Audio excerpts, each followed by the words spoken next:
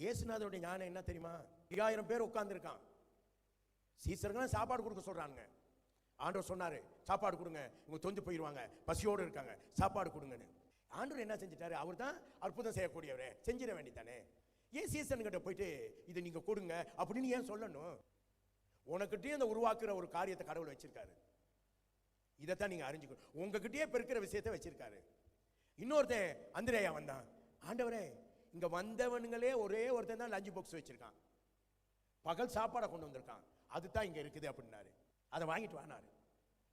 அதை வாங்கிட்டு வானோன்னு அவன் கொடுத்துட்டான். அதை என்ன செய்யறாரு? அதைத்தான் பிளஸ் பண்ணாரு. ஏன் அதை இல்லாம கடவுள் மேல இருந்த ஆண்டவரே அப்பத்தையும் ரொட்டியையும் நீங்க மீனையும் போடுங்கன்னு சொல்லியிருக்கா? ஏன் செய்யல? இல்ல, உனக்கிட்ட இருக்கிறத கொண்டு தான் உன்னை ஆசீர்வதிக்க